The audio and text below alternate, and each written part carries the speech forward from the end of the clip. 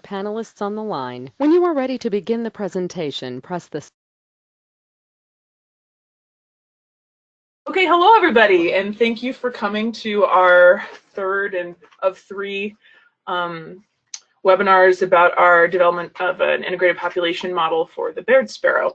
This is Maureen or Mo Carell talking. I'm a landscape ecologist at Baird Conservancy of the Rockies, and I'll quickly introduce the other people that are in the room on our side of things.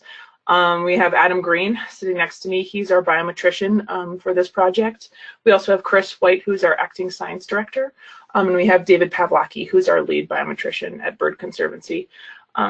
So before I get started, I'm going to hand it over to Chris White for some webinar housekeeping, and then we'll get started. Yeah, thanks, Mo. Yeah, I'll be running the webinar while these folks are presenting and having the discussion and all that stuff. I'm going to keep everybody muted during the presentations. That way we have a nice clean recording. And then at the end of that, I will unmute everybody. And then I just ask that when I unmute you all, if you could just keep yourselves muted unless you're asking a question or talking, because otherwise we get a lot of background typing noises. So yeah, I think that's that. And also, if you want to ask a question during the presentations, you can click on the little question box and type something in there, and I can get back to you. Okay, awesome. Well, I'll start us off really quick, and then I'll hand over to Adam Green to talk about some of the specifics for how we hope to build the model, and then we'll move forward as far as next steps and a schedule of events for the next year or so now that our project is up and running. Okay, so first and foremost, I'd like to take a minute to thank both our partners and funders, and this group is inclusive not only of our partners and funders that are directly supporting the development of the integrated population model, but also the partners and funders that have supported data collection for our demographic work, which I'll be talking to you about in a minute. So thank you very much for the support. It's been an ongoing project, and we're really excited to present the development of this model. Okay, so just to jump right in, this is a familiar story for all of you on this call. Grassland birds in North America are declining, and they have been declining for decades. And the guild of birds that breed in the northern Great Plains and winter in the Chihuahuan Desert are declining more precipitously than grassland birds that winter elsewhere. And you can see evidence of this on the plot on the left. You can see that the population declines are more severe in grassland birds in North America that winter in the Chihuahuan Desert of the southwestern U.S. and Mexico than those that are wintering in other parts of North America. Now, when we think about these kind of ongoing declines, really they're measured in terms of breeding abundance, and two examples of programs that measure regional breeding abundance are the Breeding Bird Survey as well as the Integrated Monitoring of Bird Conservation Regions. Now, as far as this breeding abundance is concerned, I'll be speaking about it in terms of the Baird sparrow, which is a grassland specialist species, and again, most of you on the call are familiar with this species of bird, but their global geographic range is limited to the northern Great Plains in southern Canada and northern U.S., as well as the Chihuahuan Desert in the southwest U.S. and Mexico. So studying this species can help us keep a pulse on the, kind of status of North American grasslands, generally speaking. So I'm thinking about this species, the Baird sparrow, in terms of breeding abundance.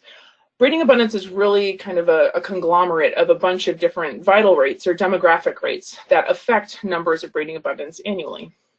For example, breeding abundance relies on the ability of an individual to survive the migration from the wintering grounds to the breeding grounds, the ability to survive throughout the breeding season, as well as its ability to not only produce young, but for those young to survive until the adult population. Similarly, winter abundance is actually a function of the ability for these individuals to make the journey back down from the breeding grounds to the wintering grounds, and then for them to survive across the wintering season. So really, these larger metrics that we're very familiar with with breeding abundance and winter abundance are reliant on these demographic rates. And to complicate matters, habitat or environmental conditions can drive variation in all of these rates. And sometimes these conditions can affect things differently on the breeding grounds or the wintering grounds, or on different demographic rates within the same season. Now, with all this in mind, Baird Conservancy has set up a program to combine several different data sets across the full annual cycle of the Baird sparrow. Our objectives generally were to monitor the population abundance on the breeding and wintering grounds, and we have several data sets that help quantify that for us. Within the United States, we have the Integrated Monitoring of Bird Conservation Regions, or the IMBCR program, which is headed up by Baird Conservancy, but run by a large group of partners across the Intermountain West and Great Plains. Now, this data collection started in 2009 in the Northern Great Plains and continues presently, but of course this only covers the United States side of things. And so we're working with the Canadian Wildlife Service to incorporate additional data sets from the northern part of the Baird sparrow range in order to fully measure the breeding abundance annually for this species.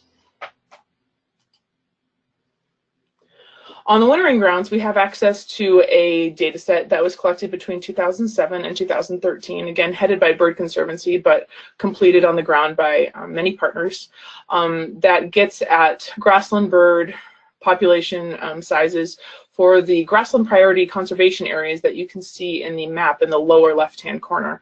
Grassland priority conservation areas are in green, and we have density estimates for each of these areas for a subset of the years between 2007 and 2013. In addition to monitoring population abundance on the breeding and wintering grounds, we also have set out to monitor seasonal demographic rates, as well as explore habitat characteristics that explain these rates seasonally.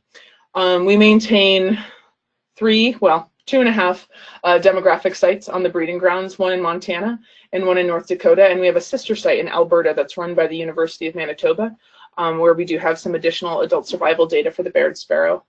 On the wintering grounds, we maintain 4 sites, 3 in the Mexican states of Chihuahua, Coahuila, and Durango, as well as one in West Texas, right outside Marfa, Texas. Data on the breeding grounds started in 2015, and data collection started in 2012 on the wintering grounds.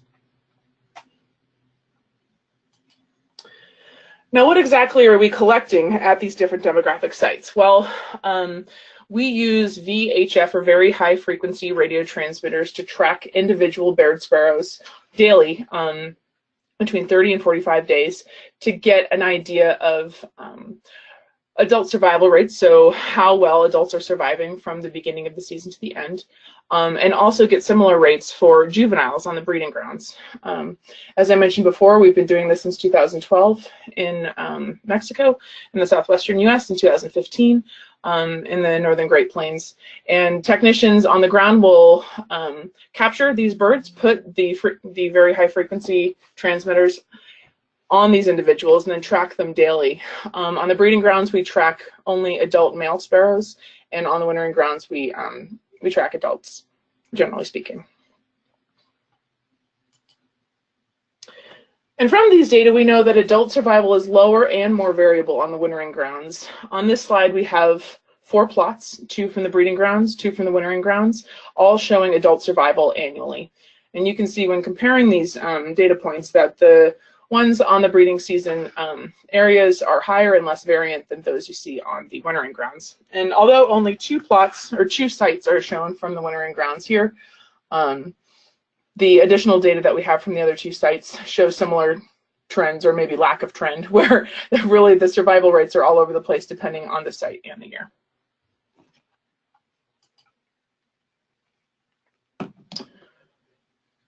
Here you see a plot of juvenile survival rates for 2016, 17, 18, and these are new results this year coming from the breeding grounds work that we're doing. But comparatively, we know that juvenile survival is much lower than the adult survival rates that we're measuring. Finally, on the breeding grounds, we're also monitoring demographic rates or reproductive success for this species. So technicians go into the field and conduct nest searching and monitoring. They nest search daily, and then once a nest is discovered, they monitor it until fledge or fail every 2 to 4 days, depending on weather and nest stage.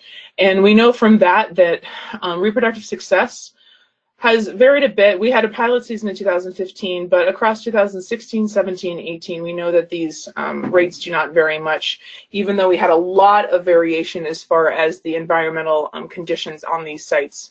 In 2017 was an extreme drought year, and even so, when compared to 2016, 2018, we see very little difference. So, but we do have these data that will be incorporated into the population model.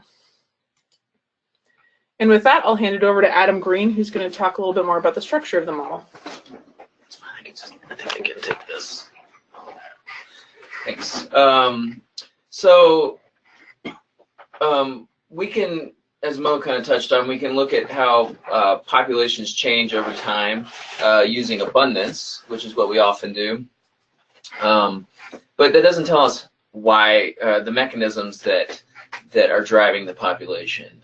We can do demographic studies, which are more small scale, but it's hard to scale those up to look at large regional influences on the population.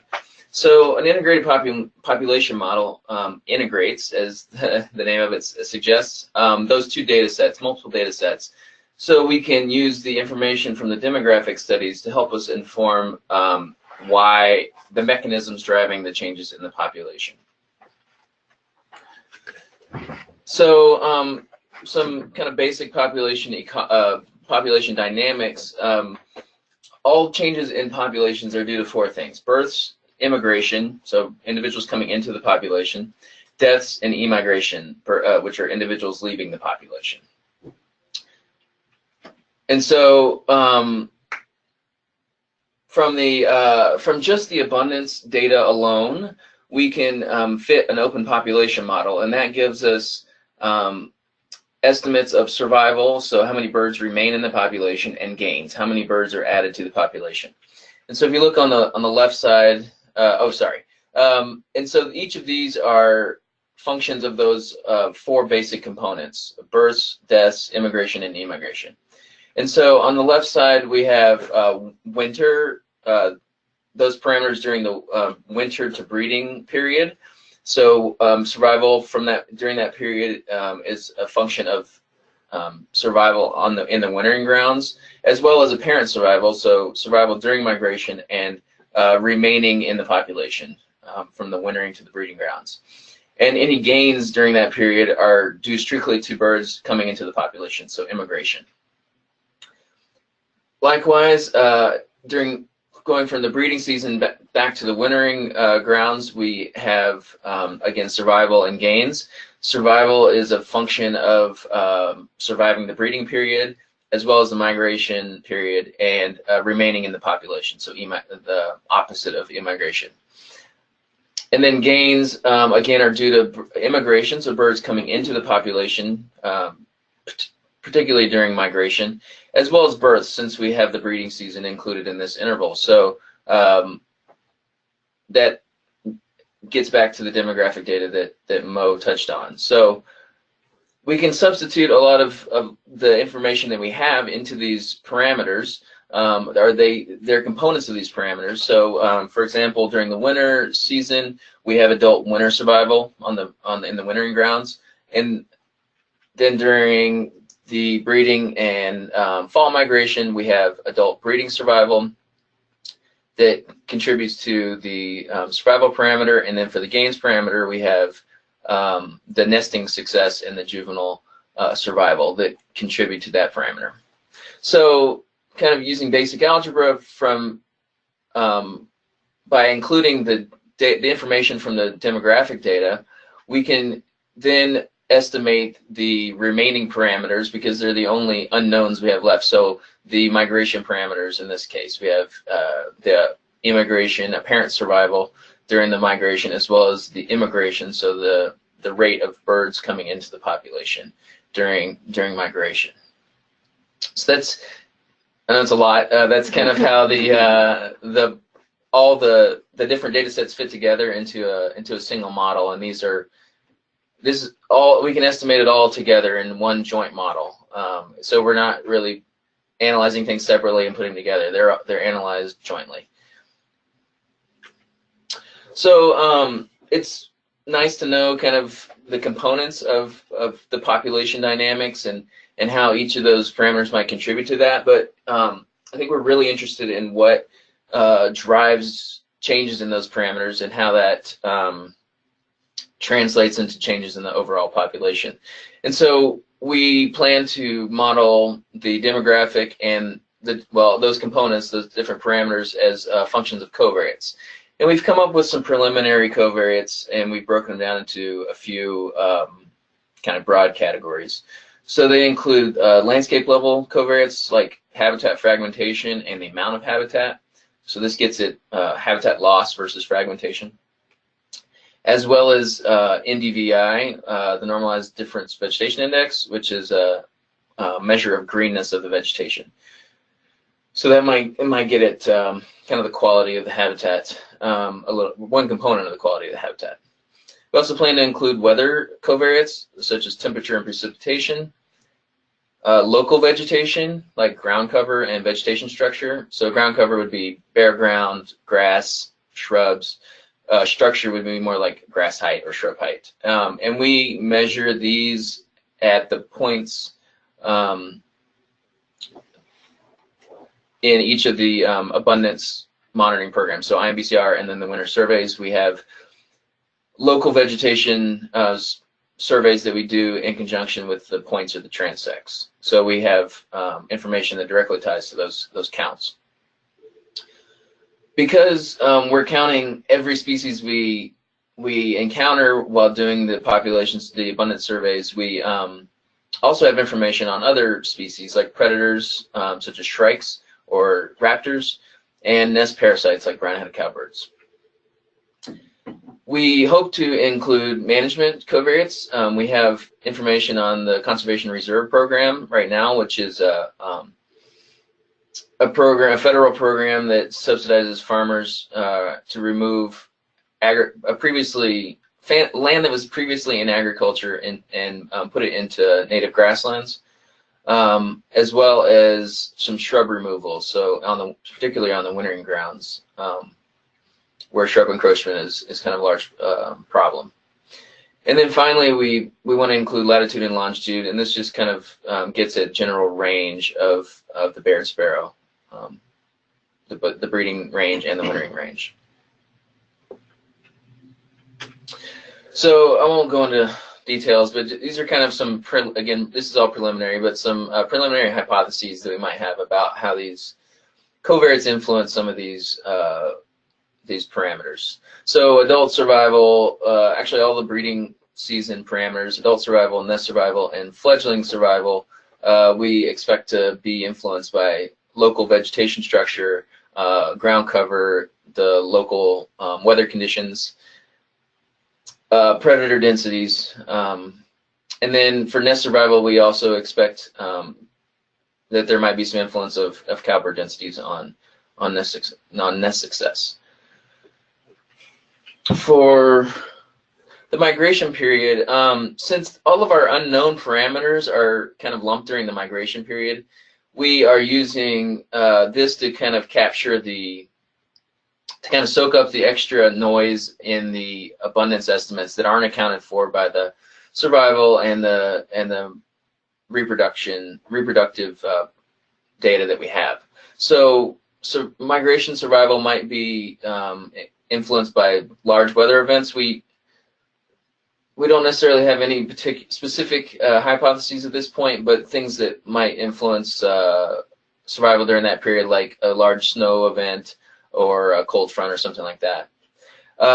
Additionally, the birds moving in and out of the population, they might be responding to the landscape level covariates like fragmentation or amount of habitat, general quality that might be measured with NDVI, as well as some of the local the local vegetation characteristics as well. And this might also be where management could be included. One of the places management could be included, so that we could see how management influences large-scale kind of use of an area. And then finally, the wintering season. We think that a lot of the same types of covariates would influence winter survival as it does breeding survival. So again, local vegetation and weather characteristics, as well as potential shrike densities, which are a large predator of these birds on the wintering grounds. So what comes with some of these covariates is there's some challenges come with these. One in particular is coverage of, especially the land cover covariates like GIS layers across the species range.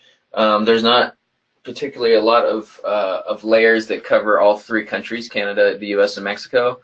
And so finding some layers that might do that, and so that we can have a nice comparable covariate across the entire range. That would be nice. And we've had a few ideas from the previous webinars, but we want to hear your thoughts on this as well. The availability of management information at different scales. Again, we have CRP data layer right now. There's not a lot of CRP in the breeding range, so that might not work out as well. But grazing is more widely used in the northern Great Plains, and so the one layer that I'm familiar with is noisy. So there's not a lot of great spatial information on exactly where the grazing treatment was done, and or the shape of that. So it might just have an acreage, and then you just have to assume like a circle, which may or may not be true, likely not true. And then finally, the subjectivity of some of the metrics. So in particular, we're thinking of precipitation and temperature. You can measure these things in a million different ways. You can look at different time periods, the frequency of rain, for example, the minimum temperatures, lags. Does precipitation from last year influence breeding survival, or is it from 2 years ago? So there's a lot of subjectivity in these. There's plenty of previous studies in the literature that might help us kind of refine some of these metrics, but again, we want to hear from you all with this. So that's one of the goals of this webinar, is to get your feedback on this kind of stuff. So again, and we kind of keep stepping it up a little bit, but we want to understand the mechanisms driving the population, but then we can use those relationships that we get from the model to then predict into the future how the population might respond overall if under different management or climate projection. So if we expect the weather to get hotter and drier, the climate to get hotter and drier, maybe the breeding range shifts farther north, and so how does that influence the population? Is there enough grass at more northerly latitudes to account for that, or to support that population? If not, do we do management in certain areas to help mitigate some of these changes? And so we can kind of answer these questions, potentially answer these questions by simulating under different scenarios. In addition to that, we could look at the costs and benefits of doing these things, so especially in different locations. So if we implement management in the northern Great Plains, we expect to get X number of Baird sparrows per dollar spent. If we do something else in the wintering range, like shrub removal, how many birds do we expect to get per dollar invested? And so then we can look at where's the best place to implement management and to get the best bang for our buck. So the best use of conservation dollars across the annual cycle. So I think, yeah, back to Mo. She's going to talk about the next steps. Okay, great. So where do we go from here? Well, this is our final webinar from kind of for the beginning of kickoff of the project. So I wanted to assess this group's interest in a follow-up webinar once we start making some decisions about what environmental covariates to include in our model. So we can discuss that in a minute. But then there will be, regardless, some follow-up communication in July, kind of reporting on progress over the last couple of months and stating where we expect to go from there. And all of this is towards the end goal of informing a coordinated conservation approach across all partners in North America to help work towards collective conservation of this grassland species, and hopefully other grassland birds as well. So Baird Conservancy, in conjunction with the Fish and Wildlife Service in the U.S., are organizing what we're calling a Grassland Roadmap Summit, which is currently scheduled for mid-year of 2020 in the Denver area. But we're hoping to include partners from, all levels of government, from city up to federal, as well as NGOs, private organizations, industry, and other interested organizations, to really get all of the people that we need to at the same table to start talking about grassland bird conservation. And we're hoping to inform a lot of that conversation from using the results and the simulations from this IPM. What that really boils down to is, of course, we're wrapping up our kickoff webinars right now through the next couple of months. And initial data preparation and model structure development will be happening. And again, we'll have that follow-up communication to all of you in July. We're hoping by the later part of this year that we'll be able to incorporate habitat or environmental covariates into the model, and then start working on scenario simulation early next year, again with that end goal of informing the Grassland Roadmap Summit in 2020. So with that, I would just like to thank everybody for holding on through this webinar. But this photo is from our crew up on the breeding grounds, and also from our crew on the wintering grounds. And with that, we can take any questions that you might have about our presentation, and then we can get talking about what environmental covariates to include.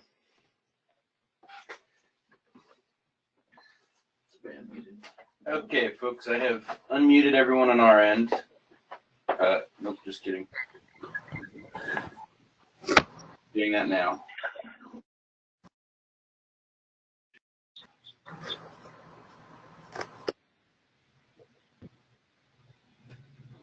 Can't just unmute all. Yeah, it didn't really work. We're working on unmuting everybody. If at the same time you can self-mute, that would be helpful. That way, if of course you want to ask a question, unmute yourself or use the chat box. But otherwise, if you can keep yourself muted, that would be great and help minimize noise.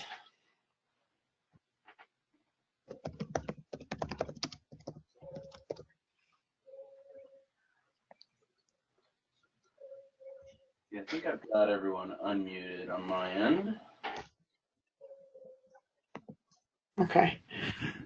So Chris just said he has everyone unmuted on our end. So if you have any questions either about the presentation or suggestions for environmental covariates to consider, we are all ears.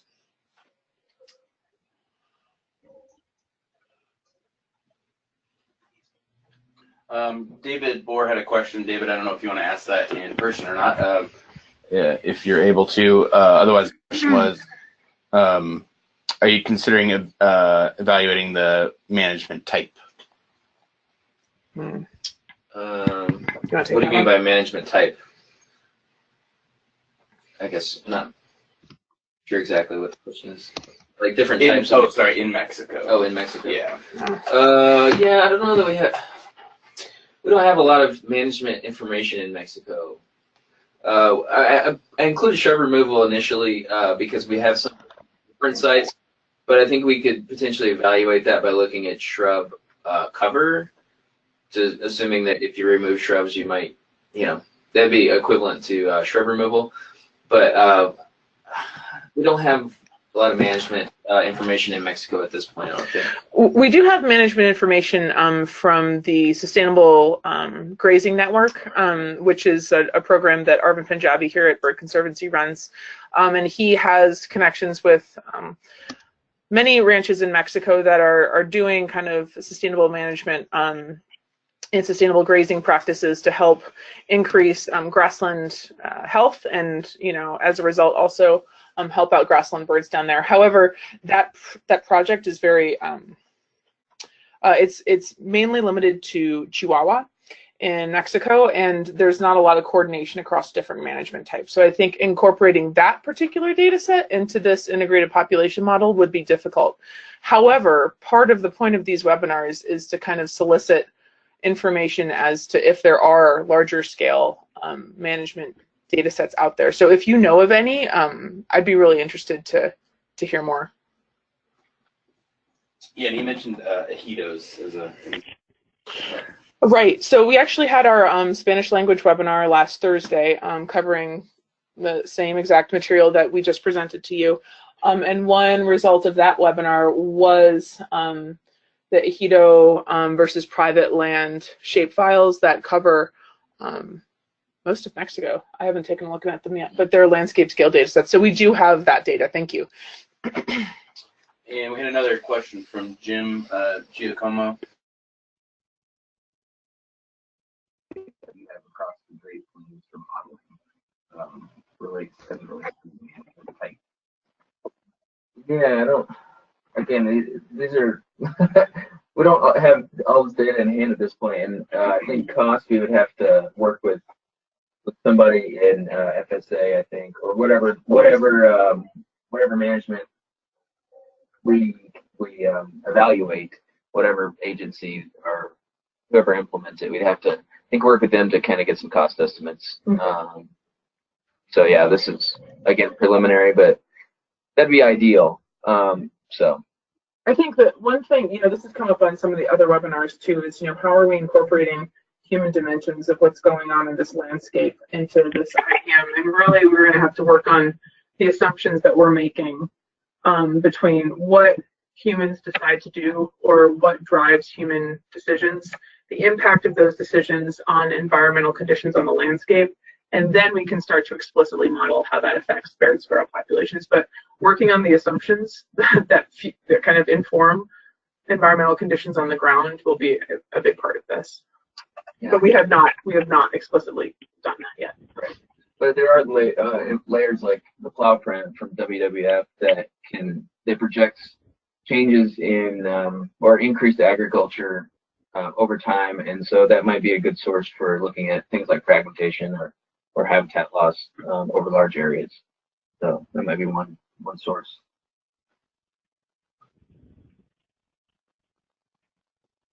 This is Jim Giacomo. I asked that question because we are experimenting with various practices through our grassland restoration incentive program, and so one of the byproducts is we hope to get some information on what it really costs to put conservation on the ground, because it's not only the incentive payments that we're making, but the support to get that on the ground, and so we're building towards being able to provide some of that cost data beyond what FSA or, in our case, NRCS, because CRP doesn't happen much in the oaks and prairies, it's more equip. Those are possibilities and availabilities, but it's keeping track of the costs and of what it takes to build a relationship with a landowner and who needs to work on that and how many people we need to have is something that factors in that is all of that human dimension stuff that we're talking about. Right. That's great. What's your timeline for that project? It's ongoing. We started in 2013 and put 70,000 acres on the ground already through our program, and now we have a regional conservation partnership program agreement with NRCS that makes available more equip dollars separately, and then we have several staff as part of that are putting acres on the ground in the Oaks and Prairies region, and several other joint ventures are starting to do the same sort of stuff in Texas. Great. Well, then we'll definitely follow up when we're getting to the point where we're trying to relate conservation dollars back to environmental action. Thank you. Yeah. And this kind of topic came up in the last webinar too, and I think it's important to note that the simulations, the projections are, we don't know exactly how things are going to go, but we can kind of look at how populations might change under different scenarios. But I think it's important.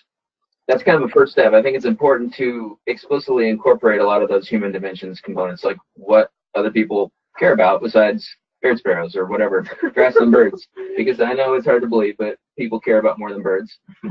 Especially ranchers probably like paying their bills and supporting their families and things. And so, how do we incorporate these different objectives into how we manage grasslands? And I mean, that's a bigger project, but I think that would be the ultimate goal beyond this. And Jim, do you want to ask your follow-up question about the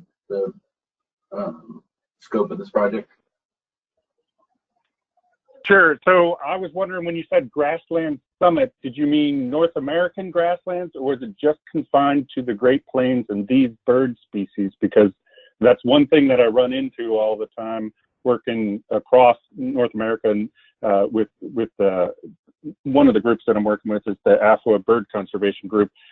Each region has their own idea of what a grassland is. In the Southeast, it's more, they're talking about pine savannas, and in California, they're talking about grasslands, and in the Great Plains, it's one kind of grasslands, and just to the east, you've got the tall grass prairie, which is a grassland that's, you know, attached but left out of some of what we've been talking about with the Great Plains. I just wanted to clarify, your grassland summit would be just Great Plains, right? That's a good question, and so the Grassland Roadmap Summit is still in the early stages of planning. It's a result of the NCN application that went in through Bird Conservancy about 6 to 8 months ago. So that scope is still forming, and it's supposed to be as inclusive as possible. However, Tammy, our executive director, as well as Arvind Punjabi, are the ones that are heading up that summit. So I would kind of defer to them to talk about exact scope there. That's exactly what I was asking about. The NCN, I'm actually running. So that's, there's a central flyway piece and a Mississippi flyway piece. And so now I understand exactly what you're talking about. Okay, great. Our intent is national and not just Great Plains, but there'll be a Great Plains piece. Yes, okay, great. We're ready to move on.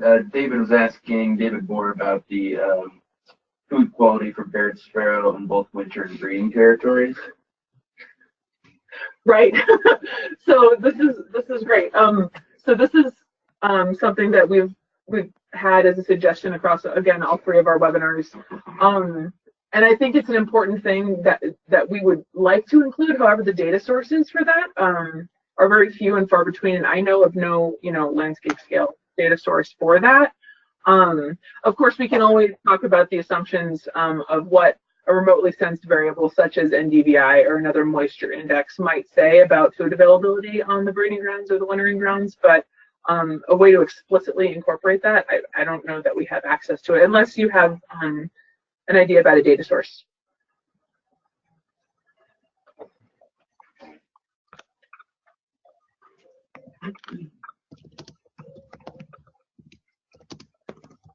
You'd say that the IPM will help to figure out if we need to conserve large grassland areas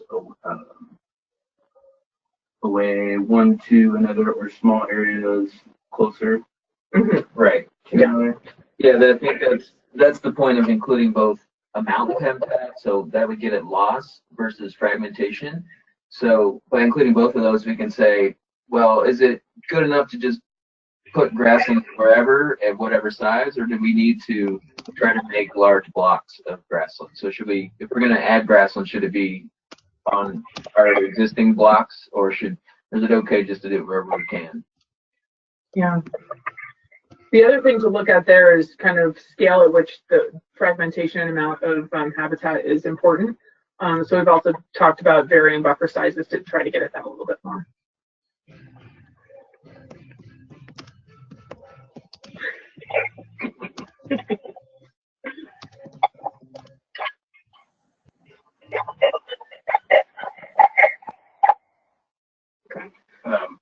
Yeah, and David, you're unmuted too if you want to talk.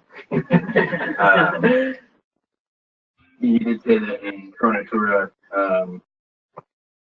the rest they asked asked about the quality of food, and they didn't worry about it. Okay. Okay. Good to know. Hey, also, this is Erin Strausser here. Related to food, so we do have there are some grad students on the wintering grounds who are looking at food availability at some of the winter demographic sites. So I think we'll have some information that we'll be able to use to look at specifically winter survival, but it's not over a large enough area to really include it in the IPM. But I think we'll be able to include it in at a small scale and looking at winter survival potentially. Awesome. Okay, thanks, Erin.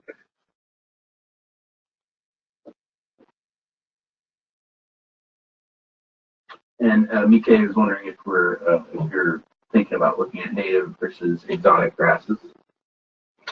Good question. So yeah, we all know that's potentially important thing to consider. And I know Kevin Barnes with the PPJV and ConocoPhillips is working on creating kind of like a landscape scale layer to look at the native versus exotic grasses across the entire range spanning Canada, the US and Mexico. So we're hopeful that he will have that data set to kind of inform some of that. And again, we might be able to model that at some smaller scale because we do have that type of information on the breeding grounds.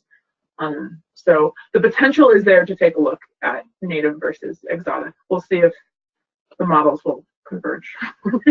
Yeah, this is all contingent on things fitting. Yeah. So, we're going to include as much as we can, but it's just the nature of the beast. We're going to have to essentially constrain things where they don't fit. And so, yeah, we're trying to get ideas from everybody right now, and we can see what actually works in the future as we start to fit the models. And that'll be part of the follow-up communication that we have in July. Yeah. But thank you.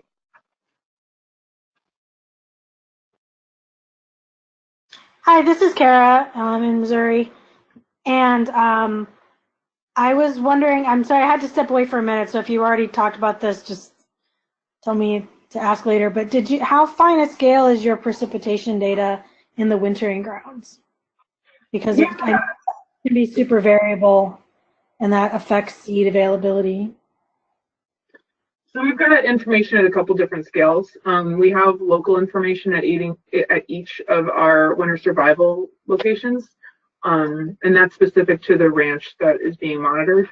Okay. Then we also have, raster level data available from a couple different sources, either through climate data sets or through, extrapolated values through direct remote sensing. So there's a couple different, options there, but we definitely have local scale, which I think is what you're making sure to take a look at on the wintering grounds.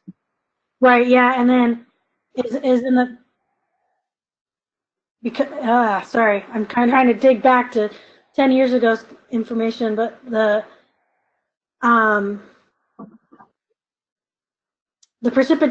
seed availability in the winter is determined by breeding, August, like summer monsoons. Is that still the case? I mean, is that likely? Yeah, that's part of, I mean, we're honestly open to kind of, comment on that because, yes, we found that, monsoon precipitation can predict winter densities of birds. However, there's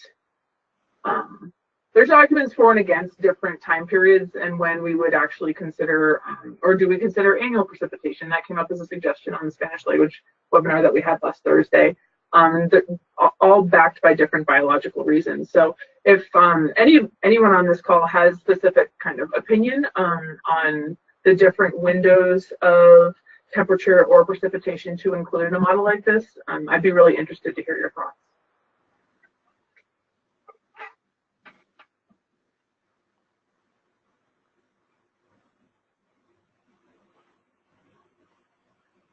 Yeah, my knowledge on that is probably quite outdated because I haven't looked into that literature in 10 years. I just knew enough to know that it can matter. Yeah. Yeah. And that it's hard to do because you can rain in a very small area and not rain at all a very short distance away. So. Mm-hmm. Yeah, we experienced that quite a bit this last season on winter survival plots and like wildly different weather patterns going on in different sites. Yeah. And Jim said Big Five management for the GRIP, the Grassland Restoration Incentive Program, includes prescribed grazing, prescribed fire, and then mechanical tree and brush removal, planting natives, and herbicide treatments to assess your management category. And he said, don't know if you would want that or not. Well, I think ideally it would be nice to split them all out if there's enough data to do that. Because obviously they're widely different things.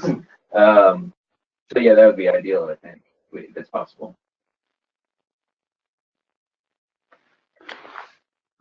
Hi, this is Erin Strasser.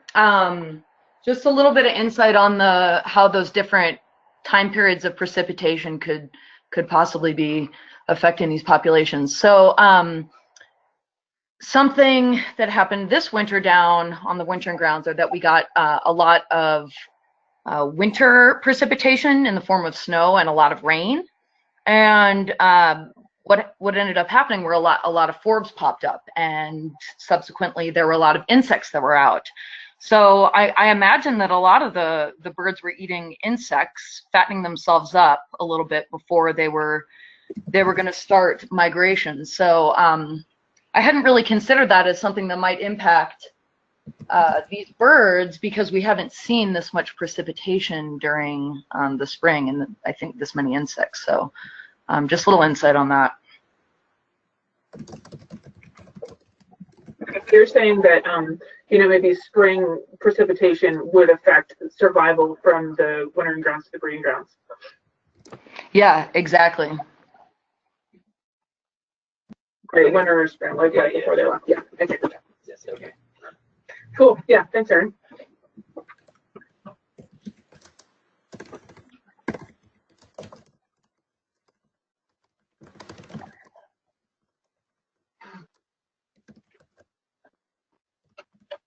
So this is Jim Giacomo again. I always like the grass to forb ratio to think about grassland birds habitat, instead of, how much grass or how much forbs or how much woody.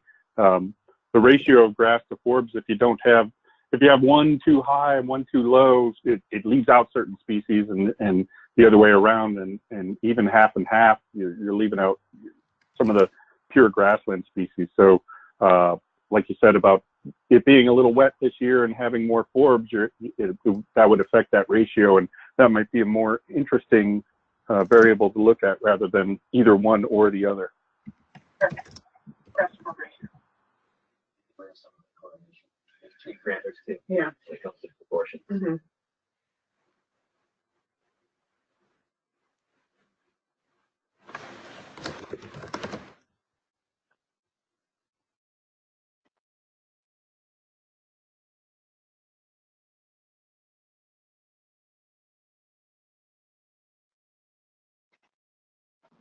Great.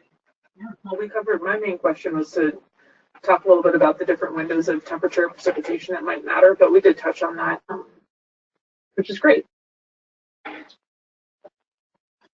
David Board has another question.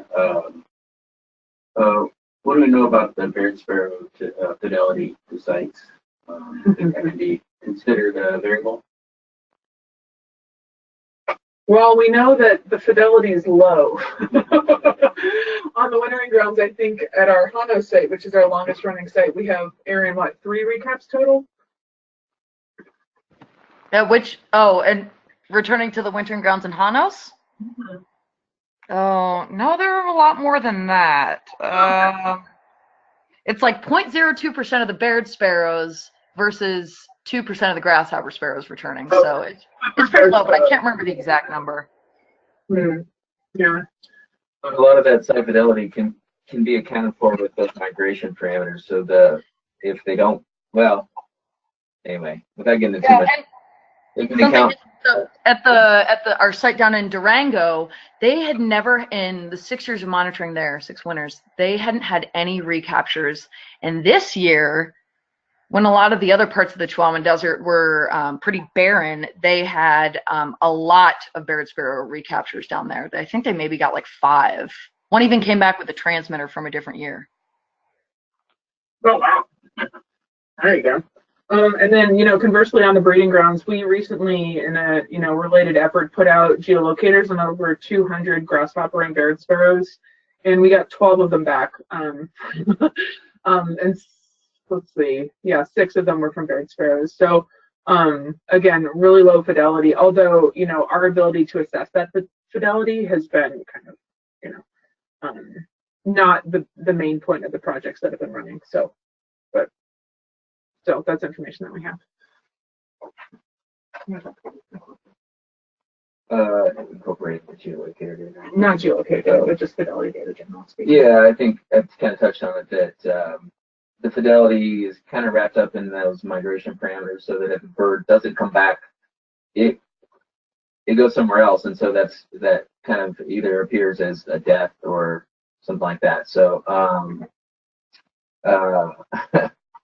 we can kind of get estimates of that in it's just the screen. Okay. Sorry, I was getting confused by the monitor. And so we can get estimates of that in those migration parameters. It's hard to exactly say what's site fidelity, and we can't tease it apart very well, but it'll be wrapped up in there. Mm. Button. Yeah. Got it.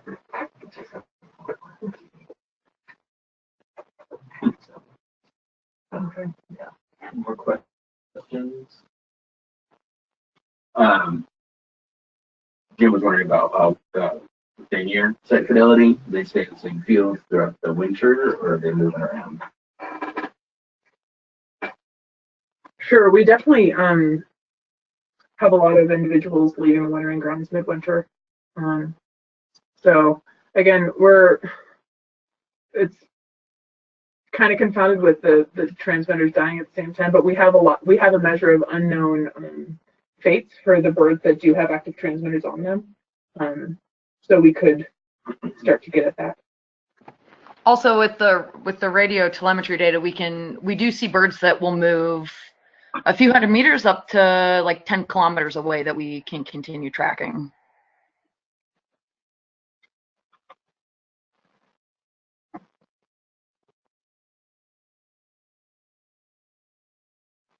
Yeah, so the abundance estimates are, I mean, statistically, they're like a snapshot, right? They're actually surveyed over, weeks, but we have to kind of treat them as a snapshot. So, we try to do it as close together as possible to minimize a lot of that movement. But I mean, it's kind of inevitable that there's going to be somewhere in there. So.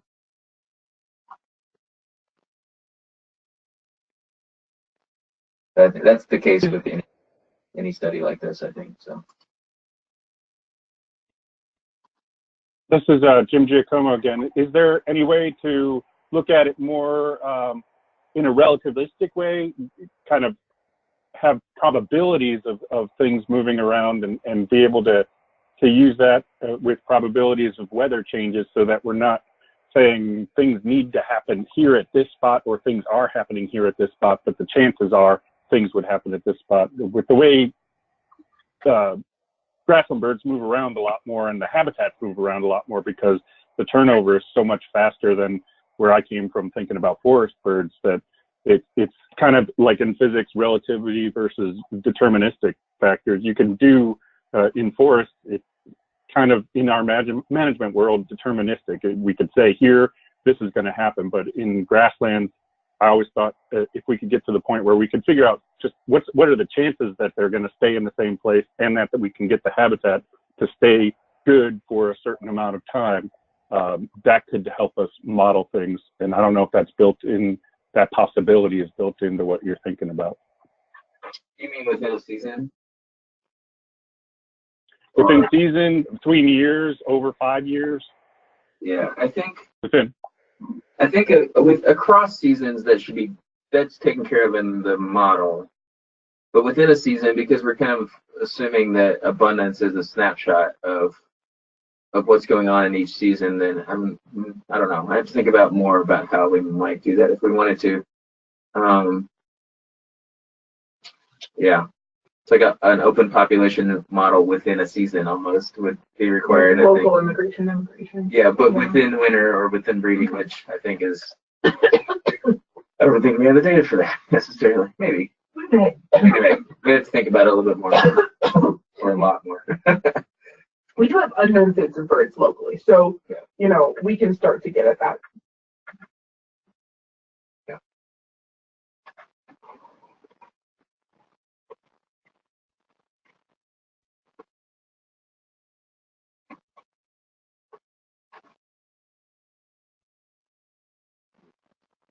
Okay. Any more questions? Final call.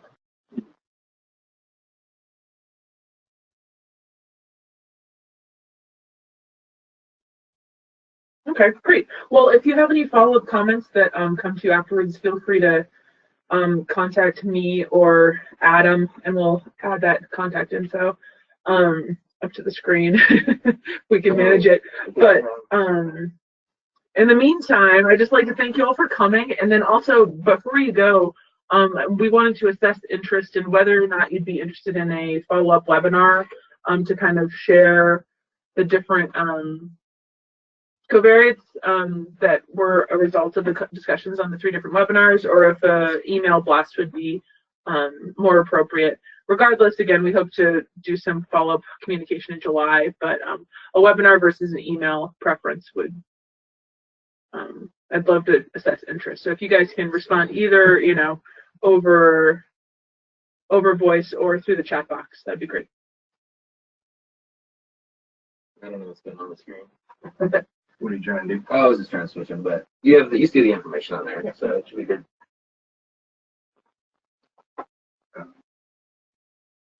There's our contact info, but yeah. We just need nice job. Thank you. Okay. Well, if you guys do have any feedback as to a follow-up email versus webinar, just let me or Adam know. Otherwise, we'll be following up in some shape or form in the next couple weeks, and then again in July. All right. Well, you guys all have a good Monday, and we will be in contact soon. Take care. Thanks, everybody.